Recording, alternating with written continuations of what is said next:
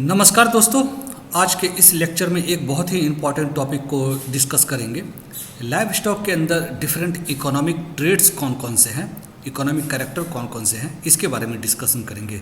यहाँ पर मैं कैटल, बफलो, सीप, गोट, पिग, पोल्ट्री, इन सभी इम्पॉर्टेंट जो लाइव स्टॉक है इनके बारे में डिस्कशन करूँगा। यह टॉपिक बहुत इंपॉर्टेंट है। एग्जाम्स में जनरली यहाँ से क्वेश्चन पूछे जाते हैं, long type question, short notes, और साथ ही साथ ऑब्जेक्टिव में ये जो डिफरेंट ट्रेड मैं आज डिस्कस करूँगा उनकी वैल्यूज़ के ऊपर कि किस स्पीसीज़ में डिफरेंट वैल्यूज़ उस ट्रेड की क्या होती हैं, क्या कितना परफॉर्मेंस होता है, और उसके साथ साथ उन ट्रेड को समझना भी आवश्यक है कि आखिर वह ट्रेड है क्या।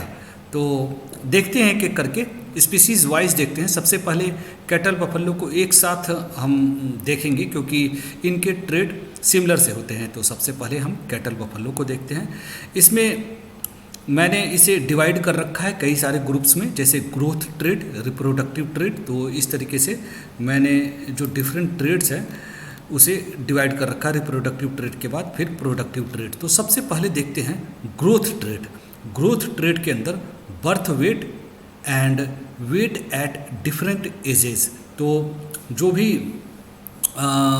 एनिमल्स होंगे उनकी बर्थ वेट कितनी होती है स्पीसीज कैटल और बफलो में, साथ ही साथ डिफरेंट एज पर, यानी 1 महीने पर कितना वेट होगा, 6 महीने पे कितना वेट होगा, 1 साल पर कितना वेट होगा। तो ये इम्पॉर्टेंट होता है, जनरली यह इकोनॉमिक ट्रेड के अंदर आते हैं। इसके बाद वेट एट प्यूबर्टी। प्यूबर्टी, जब एनिमल प्यूबर्टी शो करता है तो उस समय जो एनिमल्स होते हैं उनकी वेट कितनी होती है, यह भी एक इम्पॉर्टेंट इकोनॉमिक कैरेक्टर है। इसके अलावा वेट एट काविंग, जब एनिमल काफ करते हैं, जब फीमेल काऊ काफ करते हैं तो उस समय उनका वेट कितना होता है, ये सभी important growth related economic character हैं कैटल और बफलो में। इसके बाद देखेंगे रिप्रोडक्टिव ट्रेड। रिप्रोडक्टिव ट्रेड के अंदर सबसे पहला ट्रेड है एज एट फर्स्ट हीट। जब एनिमल पहली बार हीट के साइन दिखाती है उस समय उसका एज कितना होता है। नेक्स्ट है एज एट फर्स्ट कंसेप्शन। जब एनिमल पहली बार कंसीव करती हैं उस समय उसका एज क्या होता है। कुछ और ट्रेड है age at first calving. First calving जिस समय एनिमल करती हैं उस समय उसका एज क्या होता है। और इसके बाद बहुत ही इंपॉर्टेंट ट्रेड है सर्विस पर कंसेप्शन। सर्विस पर कंसेप्शन कहने का तात्पर्य है कि एनिमल को कंसीव करवाने के लिए कितने बार एआई करने की आवश्यकता होती है। यह भी एक इम्पॉर्टेंट इकोनॉमिक कैरेक्टर है। इसके बाद पोस्टपार्टम हीट। पोस्टपार्टम हीट कहने का तात्पर्य है कि एनिमल ने काफ किया, उसके काविंग करने के कितने दिनों के बाद वह हीट के साइन दिखा रही है, इसे पोस्टपार्टम हीट कहा जाता है। इसके बाद एक और इम्पॉर्टेंट ट्रेट है सर्विस पीरियड। सर्विस पीरियड कहने का तात्पर्य है कि एनिमल ने काविंग करने के बाद कितने दिनों के बाद जो एआई होता है, सक्सेसफुल एआई कितने दिनों के बाद आता है। यहाँ पर एक बात ध्यान रखेंगे कि सर्विस पीरियड में कई बार स्टूडेंट कंफ्यूज हो जाते हैं कि काविंग करने के बाद कितने दिनों के बाद एआई की जाती है, तो वह नहीं है। एआई सक्सेसफुल होना चाहिए, यानी एनिमल प्रेग्नेंट होना चाहिए। यदि फर्स्ट एआई सक्सेसफुल नहीं होता है तो सर्विस पीरियड वहाँ काविंग के बाद उस ड्यूरेशन को काउंट नहीं करेंगे। जिस एआई में एनिमल सक्सेसफुल कंसीव कर जाए उस एआई तक काविंग के बीच का जो ड्यूरेशन होता है वह सर्विस पीरियड या इसे डेज ओपन भी कहा जाता है। इसके बाद जो नेक्स्ट ट्रेट है वह है इंटर काविंग पीरियड या काविंग इंटरवल। कहने का तात्पर्य है कि 2 काविंग के बीच में कितना ड्यूरेशन है, कितने दिनों का गैप है। तो ये कुछ एक इम्पॉर्टेंट रिप्रोडक्टिव ट्रेट है। इसके बाद हम देखेंगे प्रोडक्टिव ट्रेट। तो प्रोडक्टिव ट्रेट में जो सबसे पहला इम्पॉर्टेंट ट्रेट है टोटल लैक्टेशन मिल्क यील्ड, यानी कुल एनिमल ने एक ब्यात में कितना मिल्क प्रोड्यूस किया, यह टोटल लैक्टेशन मिल्क यील्ड है। उसके बाद 300 डेज मिल्क यील्ड, 300 दिनों में कितना एनिमल ने मिल्क यील्ड की, कितना मिल्क दिया एनिमल ने, इसे 300 डेज मिल्क यील्ड कहा जाता है। यह 300 दिन की आवश्यकता इस वजह से होता है क्योंकि एनिमल कई बार डिफरेंट नंबर ऑफ डेज, उनके लैक्टेशन लेंथ जो होते हैं काफ़ी डिफर करते हैं। तो इस वजह से एक पार्टिकुलर डे सेट किया गया है 300 दिन। 300 दिन में एनिमल ने स्टैंडर्ड कितना मिल्क प्रोड्यूस किया है, इससे यह मदद मिलता है कि एनिमल को कंपेयर करने में, उनकी प्रोडक्टिविटी को कंपेयर करने में मदद मिलता है। इसके बाद जो नेक्स्ट रेट है वह है पीक यील्ड। तो एनिमल जब मिल्क देना शुरू करती हैं वहाँ से उसका जो पीक यील्ड है वह कितना जाता है, 5 लीटर, 7 लीटर, 8 लीटर, 10 लीटर, अपनी उस पार्टिकुलर लैक्टेशन में मैक्सिमम वह कितना दूध एक बार में देती है, उसे पीक यील्ड कहा जाता है। इसके अलावा पीक यील्ड आने में कितने दिन लगते हैं यह भी इम्पोर्टेंट है। Days to get peak yield, यह भी एक इम्पॉर्टेंट है कि कितने दिनों में एनिमल अपने पीक परफॉर्मेंस पर पहुंचती है। इसके बाद जो नेक्स्ट रेट है वह है लैक्टेशन लेंथ। लैक्टेशन लेंथ कहने का तात्पर्य है कि एनिमल ने कितने दिनों तक दूध दिया, उसे लैक्टेशन लेंथ कहा जाता है। इसके बाद ड्राई पीरियड। ड्राई पीरियड वह पीरियड है जिसमें एनिमल दूध नहीं दे रही है। जनरली एनिमल को काफ करने से कुछ दिन पहले, लगभग 2 महीने पहले एनिमल को ड्राई कर दिया जाता है, उसका दूध नहीं निकाला जाता, वो पीरियड ड्राई पीरियड माना जाता है। क्यों यह ड्राई पीरियड काफ़ी आवश्यक है ताकि जो एनिमल के गर्भ में जो काफ पल रहा है उसकी ग्रोथ अच्छे तरीके से हो सके। इसके बाद कुछ और इम्पोर्टेंट ट्रेट है, इसमें milk per day of lactation period. कहने का तात्पर्य है टोटल मिल्क यील्ड कितना हो उसे डिवाइड करेंगे हम लैक्टेशन लेंथ से, तो यह एक एवरेज मिल्क यील्ड आएगा लैक्टेशन वाइज, तो यह भी इम्पॉर्टेंट है। इसके बाद जो नेक्स्ट रेट है milk per day of calving interval, यानी टोटल मिल्क यील्ड को हम काविंग इंटरवल से इंटर काविंग पीरियड के साथ डिवाइड करेंगे तो यह ट्रेट आएगा। फैट परसेंटेज भी इम्पॉर्टेंट है कि एनिमल के मिल्क में कितना फैट है, और इसके साथ साथ total butter fat production, milk में कितना टोटल बटर फैट आ रहा है, यह भी एक इम्पॉर्टेंट ट्रेट है। तो यह कैटल और बफेलो में पाए जाने वाले कुछ इम्पॉर्टेंट इकोनॉमिक ट्रेट है। अब हम शिप में पाए जाने वाले कुछ एक इकोनॉमिक कैरेक्टर के बारे में देखेंगे। यहाँ पर जो इकोनॉमिक कैरेक्टर है इसे भी कुछ डिफरेंट भागों में बांटा गया है। जैसे क्वांटिटी ऑफ वूल, कितना वूल प्रोड्यूस कर रहा है, क्वांटिटी के हिसाब से हमने इकोनॉमिक कैरेक्टर को देखना है। क्वालिटी ऑफ वूल, तो वूल की क्वालिटी क्या है, इसके अलावा कुछ अन्य इम्पॉर्टेंट इकोनॉमिक कैरेक्टर के बारे में भी देखेंगे। तो सबसे पहले देखते हैं quantity of wool. Quantity of wool के अंदर डेंसिटी ऑफ फ्लिस, यानी कि जो फाइबर की डेंसिटी है वो वूल में क्या है, कितना है, वह इम्पॉर्टेंट है। स्टेपल लेंथ, वूल का जो लेंथ है वह कितना है, यह भी एक इम्पॉर्टेंट ट्रेट है। और फिर कंप्लीटनेस ऑफ द कवरिंग, यानी कि एनिमल को जो वूल है, फाइबर है, कितना कंप्लीटली कवर कर रहा है, ये भी इम्पॉर्टेंट है। इसके बाद हम देखेंगे quality of wool. Quality of wool के अंदर फाइननेस ऑफ फाइबर, फाइबर कितना फाइन है, जितना फाइबर फाइन होगा इतना ज़्यादा अच्छा माना जाता है, तो यह भी एक इम्पॉर्टेंट ट्रेट है। मेडुलेशन परसेंटेज, यह भी इम्पॉर्टेंट है कि मेडुला कितना है वूल के अंदर। और इसके बाद साउंडनेस, यानी कि जो वूल का जो हेल्थ है, यूनिफॉर्मिटी है, वह कितना है। प्योरिटी, यानी उसमें कुछ प्योर है या नहीं है, कुछ उसमें डार्क फाइबर या कैंप इस तरीके की चीज़ें यदि होगी तो प्योरिटी कम होगा, तो प्योरिटी भी इम्पॉर्टेंट है। इसके अलावा प्रेजेंस ऑफ फॉरेन मैटर, जो वूल है उसमें कुछ फॉरेन मैटर है तो वह भी अच्छा नहीं होता है, तो ये सारे इम्पॉर्टेंट इकोनॉमिक कैरेक्टर है। इसके अलावा अमाउंट एंड डिस्ट्रीब्यूशन ऑफ योग, योग कितना है वह भी इम्पॉर्टेंट है। और योग एक प्रोटेक्टिव लेयर होता है, येलो टाइप का एक प्रोटेक्टिव लेयर होता है जिसे योग कहा जाता है, तो योग का कितना अमाउंट है वूल के अंदर, यह भी एक इम्पॉर्टेंट इकोनॉमिक कैरेक्टर है। इसके अलावा कुछ अदर इम्पॉर्टेंट इकोनॉमिक कैरेक्टर के बारे में आप डिस्कस करेंगे। उसमें जो सबसे पहला है और काफ़ी इम्पॉर्टेंट है प्रोलिफिकेसी, यानी कि एनिमल कितना प्रोलिफिक है, कितना अच्छा उसका रिप्रोडक्टिव कैपेसिटी है, वह कितना रेगुलरली लैम्बिंग कर रहा है। एनिमल जो है जो फीमेल है वह कितना रेगुलरली लैम्बिंग कर रही है, इसे कहा जाता है प्रोलिफिकेसी। तो प्रोलिफिक होना चाहिए एनिमल। इसके बाद बर्थ वेट भी इम्पॉर्टेंट है। बर्थ के समय जो किड होते हैं उनका वेट कितना है। विनिंग वेट, जब एनिमल को विन किया जाता है तो उस समय उसका वेट कितना है, वह भी इम्पॉर्टेंट है। एनिमल का टाइप एंड कन्फर्मेशन, वह भी इम्पॉर्टेंट है। और इसके अलावा लास्ट में काफ़ी इम्पॉर्टेंट ट्रेट है, क्योंकि यह मीट के लिए भी पाले जाते हैं। तो कार्कस ट्रेट कहने का तात्पर्य है कि जो मीट का टेंडरनेस है, जूसीनेस है और फ्लेवर है वह कैसा है, यह सभी काफ़ी इम्पॉर्टेंट है। तो यह शिप के अंदर पाई जाने वाली कुछ इम्पॉर्टेंट इकोनॉमिक कैरेक्टर हैं। अब देखेंगे गोट में पाए जाने वाले कुछ इम्पॉर्टेंट इकोनॉमिक कैरेक्टर। तो यहाँ पर ग्रोथ रेट काफ़ी इम्पॉर्टेंट है, क्योंकि जनरली इंडिया में जो गोट पाली जाती है वह मीट पर्पस के लिए पाली जाती है, तो उनका ग्रोथ फास्ट होना काफ़ी आवश्यक है। तो यह काफ़ी इम्पॉर्टेंट इकोनॉमिक कैरेक्टर है।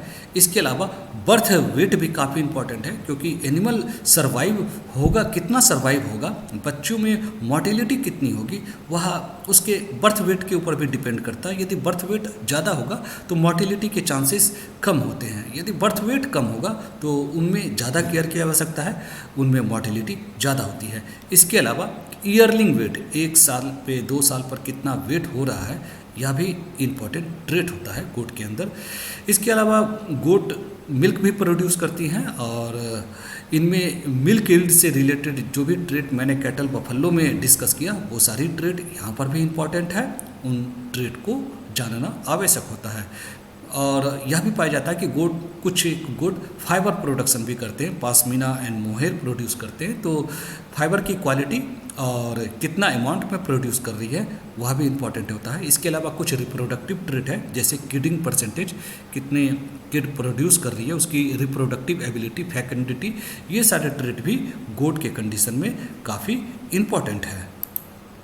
अब मैं डिस्कस करूँगा पिग के कुछ एक इम्पॉर्टेंट इकोनॉमिक कैरेक्टर, जिसमें सबसे पहला और काफ़ी इम्पॉर्टेंट है लिटर साइज। लिटर साइज ज़्यादा होना चाहिए। जितनी ज़्यादा लिटर साइज होंगी उतनी ज़्यादा नंबर में छोटे पिगलेट आएंगे और फार्मर्स को उतना ही ज़्यादा बेनिफिट होगा। तो लिटर साइज काफ़ी इम्पॉर्टेंट है, यह ज़्यादा होना चाहिए। लिटर वेट एट बर्थ, तो जो पिगलेट होते हैं बर्थ के समय उनका वेट कितना होता है, यह भी काफ़ी इम्पोर्टेंट है, क्योंकि यह सीधा सीधा जुड़ा हुआ है उनके मोर्टेलिटी से। यदि लिटर वेट ज़्यादा होगा तो मोर्टेलिटी कम होगा।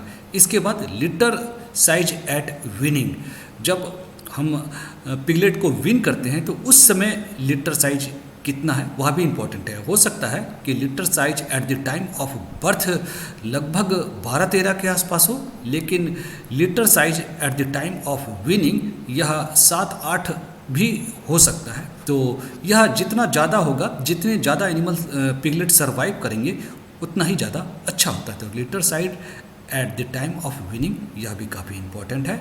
इसके अलावा वेट एट स्लॉटर एज, जिस समय एनिमल को स्लॉटर किया जाता है उस समय उसका वेट कितना होता है वह भी काफ़ी इम्पॉर्टेंट होता है। तो जितना ज़्यादा वेट होगा किसानों को उतना ज़्यादा फायदा होगा। यह बहुत इंपॉर्टेंट इकोनॉमिक कैरेक्टर है।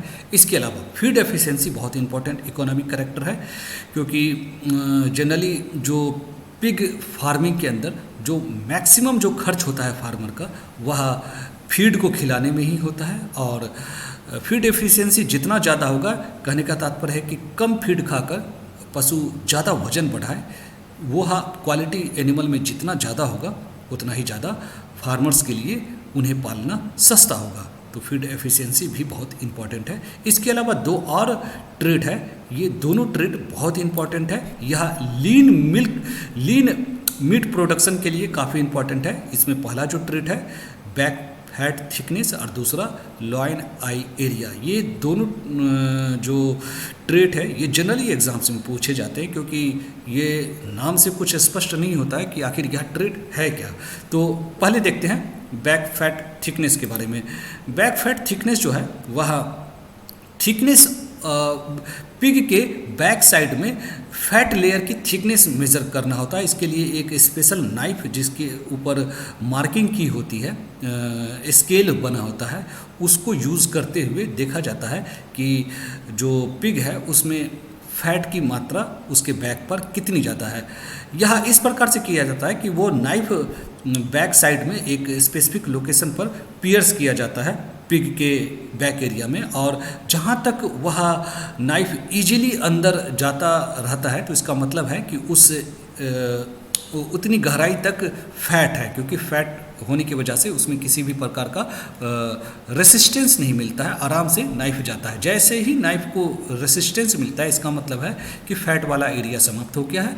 अब हो सकता है कि प्रोटीन वाला बॉडी में उसका मांस वाला हिस्सा आ चुका है, तो उस वहाँ पर देख लेते हैं कि आखिर कितना अंदर यह नाइफ गया है, उसके हिसाब से हम बैक फैट थिकनेस निकालते हैं और उसी के आधार पर लीननेस देखते हैं। जितना कम होगा वह मीट उतना ज़्यादा लीन होगा, क्योंकि हमारे कई सारे ऐसे कस्टमर कंज्यूमर होते हैं जिन्हें लीन मीट चाहिए होता है, ज़्यादा फैटी मीट नहीं चाहिए होता है। तो यह ट्रेट काफ़ी इंपॉर्टेंट है, बैक फैट थिकनेस। इसके अलावा जो दूसरा ट्रेट है वह है लॉइन आई एरिया।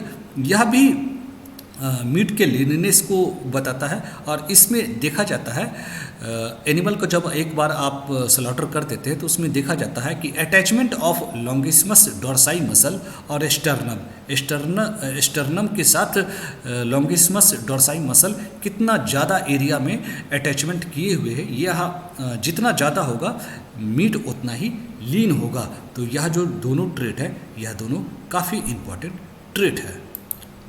अब हम देखेंगे पोल्ट्री के अंदर कुछ इम्पॉर्टेंट इकोनॉमिक कैरेक्टर। यहाँ पर पोल्ट्री के अंदर लेयर और ब्रॉयलर इन दोनों के इकोनॉमिक कैरेक्टर देखेंगे। जब हम लेयर की बात करेंगे तो लेयर में लेइंग पीरियड के दौरान कौन कौन से इकोनॉमिक कैरेक्टर है उस बारे में देखेंगे। उसके अलावा हेचिंग पीरियड के दौरान कौन कौन से इम्पॉर्टेंट इकोनॉमिक कैरेक्टर है वो भी देखेंगे।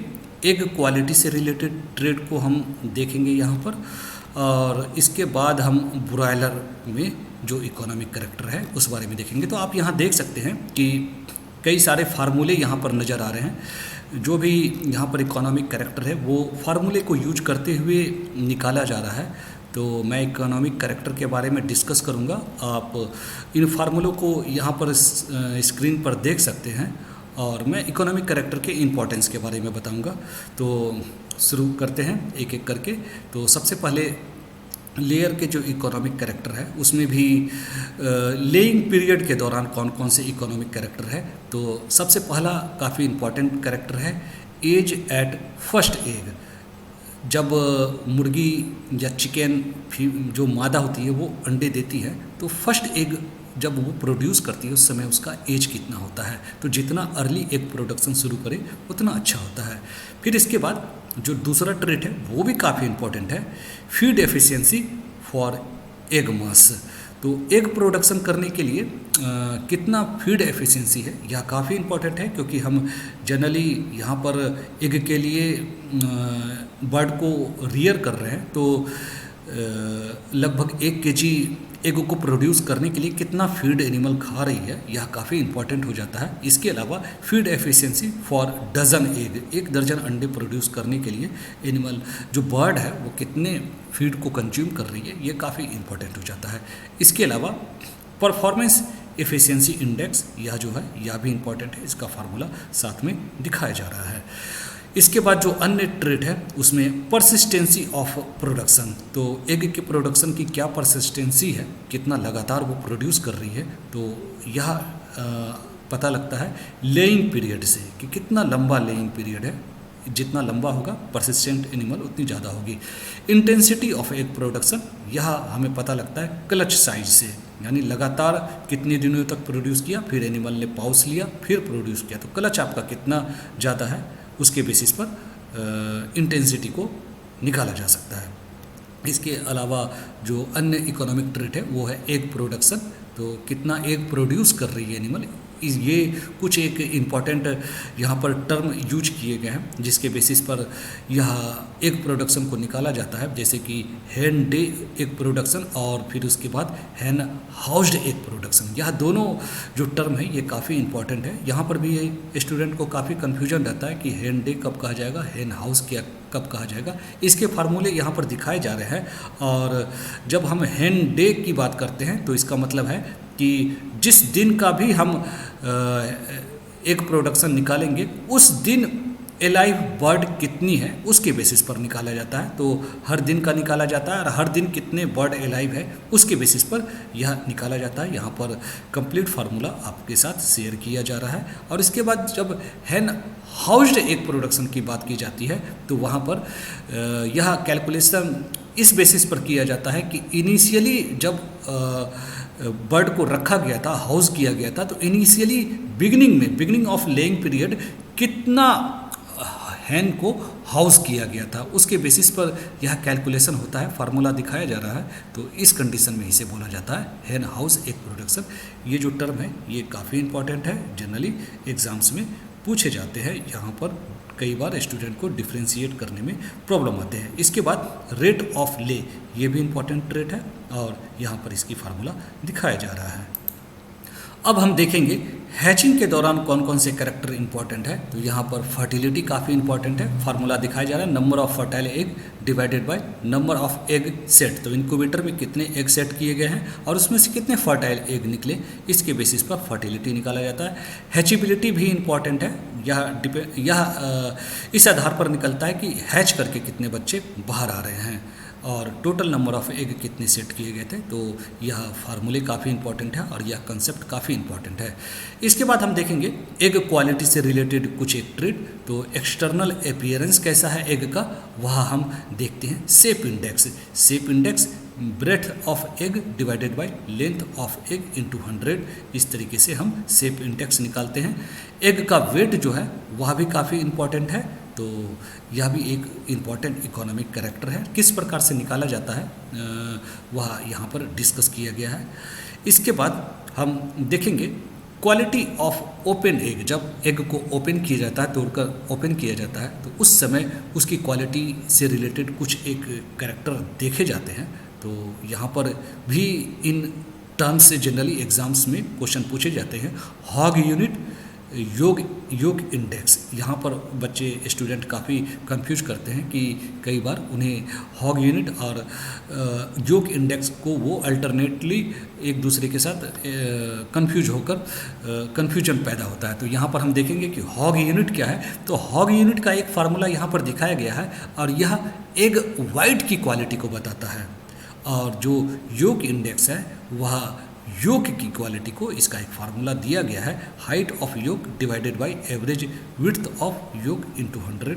तो ये कुछ एक इम्पॉर्टेंट इंटरनल क्वालिटी है एग की। और उसके अलावा जो योग का कलर है वह भी काफ़ी इम्पॉर्टेंट है और जो सेल की थिकनेस है वह भी इम्पॉर्टेंट है। तो ये कुछ एक इम्पॉर्टेंट एग के क्वालिटीज़ के बारे में हमने डिस्कशन की। अब लास्ट में देखेंगे ब्रॉयलर बर्ड के कुछ एक इकोनॉमिक कैरेक्टर, यह भी काफ़ी इंपॉर्टेंट है। यहाँ पर इंपॉर्टेंट कैरेक्टर जो दिखाए जा रहे हैं उसमें कई जगह पर फार्मूले यूज किए गए हैं। आप फार्मूलों को ध्यान से देखकर उसकी नोट्स बना सकते हैं। तो body weight, different as per जो बॉडी वेट है वह इंपॉर्टेंट है। इसके अलावा मोर्टेलिटी परसेंटेज, कितने एनिमल बर्ड डाई कर रहे हैं, डेथ हो रही हैं, यह जो परसेंटेज मोर्टेलिटी परसेंटेज है यहाँ पर, यह भी इम्पॉर्टेंट है। इसके अलावा ड्रेस्ड वेट, ड्रेस करने के बाद एनिमल को कारकस जब स्लॉटर किया जाता है तो वहाँ से ड्रेस्ड वेट कितना निकलता है, यह भी इम्पॉर्टेंट है क्योंकि इन बर्ड को मीट पर्पस के लिए पाला जा रहा है। तो ड्रेस वेट इंपॉर्टेंट है। इसके अलावा ड्रेसिंग परसेंटेज, यह भी इंपॉर्टेंट है, यह फार्मूला भी इंपॉर्टेंट है। Dressed weight divided by live weight into 100, इस तरीके से ड्रेसिंग परसेंटेज को निकाला जाता है। इसके अलावा इवेसिरेटेड वेट, जब हम विसरा निकाल देते हैं तो उसके बाद कितना वेट बचता है बर्ड का, यह भी इंपॉर्टेंट है। सैंक लेंथ भी इंपॉर्टेंट है, कील लेंथ भी इंपॉर्टेंट है और साथ ही साथ ब्रेस्ट एंगल भी इंपॉर्टेंट है। यह बताता है स्प्रेड ऑफ ब्रेस्ट बोन। तो ये सारे जो इकोनॉमिक कैरेक्टर है ये इंपॉर्टेंट है। इसके अलावा एक बहुत ही इंपॉर्टेंट कैरेक्टर है जो कि हमने पहले भी डिस्कस किया था लेयर के कंडीशन में, फीड एफिशिएंसी। तो एनिमल कितना फीड खाकर कितना वजन बढ़ा रहा है, यह भी इंपॉर्टेंट है। और इसके अलावा डेली फीड कंजम्पशन पर बर्ड ड्यूरिंग ए पीरियड, यह भी इंपॉर्टेंट है। तो इन सभी ट्रेड के लिए फार्मूले भी दिखाए जा रहे हैं। इन फार्मूलों को आप ध्यान में रखेंगे। और इसके बाद लास्ट में प्रोडक्शन स्कोर, यह भी इम्पोर्टेंट है, इसके भी फार्मूले यहाँ पर शो किए जा रहे हैं। तो ये दोस्तों हमने यहाँ पर बर्ड से रिलेटेड और बर्ड के अलावा और भी जो डिफरेंट स्पीसीज़ है कैटल के, बफेलो के, सीप के, गोट के और पिग के, इन सब के हमने कुछ इम्पॉर्टेंट इकोनॉमिक कैरेक्टर के बारे में देखा और यहाँ से क्वेश्चंस काफ़ी पूछे जाते हैं। होप करता हूँ इन सारे कैरेक्टर के बारे में आपको जो डिस्कशन है वह समझ में आया होगा। यदि कुछ बातें समझ में ना आई हो तो आप मुझे कमेंट कर सकते हैं, मैं उस क्वेरी को क्लियर करने की कोशिश करूँगा। Thanks for watching my video. Thank you very much.